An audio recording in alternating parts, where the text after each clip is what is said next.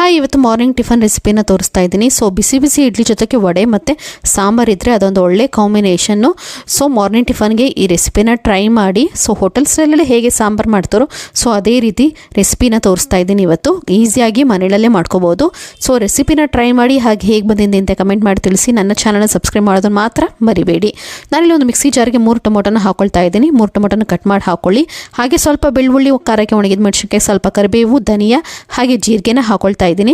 So ಇದನ್ನು ಸ್ವಲ್ಪ ನೀರು ಹಾಕಿ ನುಣ್ಣಗೆ ಪೇಸ್ಟ್ ಮಾಡ್ಕೊಂಡು ಬಂದು ಕುಕ್ಕರ್ಗೆ ಸ್ವಲ್ಪ ಸಾಸಿವೆ ಹಾಗೆ ಜೀರಿಗೆ, ಕರಿಬೇವಿನ ಸೊಪ್ಪು, ಒಣಗಿದ ಮೆಣಸಿನಕಾಯಿ ಹಾಕಿ ಒಗ್ಗರಣೆ ಕೊಟ್ಕೊಂಡು ಒಂದು 2 ಮೀಡಿಯಮ್ ಸೈಜ್ ಈರುಳ್ಳಿನ ಹಾಕೊಳ್ಳಿ. ಸ್ವಲ್ಪ ಹಿಂಗೆ ಹಾಕಿ ಒಗ್ಗರಣೆ ಮಾಡಿ ರುಬ್ಬಿರೋ ಮಸಾಲ ಪೇಸ್ಟು ಹಾಗೆ ಅರ್ಧ ಟೇಬಲ್ ಸ್ಪೂನ್ ಖಾರದ ಪುಡಿ ಹಾಗೆ 1 ಟೇಬಲ್ ಸ್ಪೂನ್ ಸಾಂಬಾರು ಪುಡಿನ ಹಾಕಿ ನೀರು ಹಾಕಿ ಚೆನ್ನಾಗಿ ಕುದಿಸಿ, ಚೆನ್ನಾಗಿ ಬೇಯಿಸಿರೋ 1 ಕಪ್ ಬೇಳೆನ ಹಾಕ್ಕೊಂಡು ಚೆನ್ನಾಗಿ ಮಿಕ್ಸ್ ಮಾಡಿ ನೀರು ಹಾಕಿ ಕುದಿಸಿ ಇದಕ್ಕೆ ಸ್ವಲ್ಪ ಉಪ್ಪು ಮತ್ತು ತುಪ್ಪ ಹಾಕ್ಕೊಳ್ತಾ ಇದ್ದೀನಿ. ಕೊನೆಯದಾಗಿ ಹುಣಸೆ ಹುಳಿ ಬಿಟ್ಟು ಕೊತ್ತಂಬರಿ ಸೊಪ್ಪನ್ನು ಹಾಕಿ ಕುದಿಸಿದ್ರೆ ಸಾಂಬಾರು ರೆಡಿ.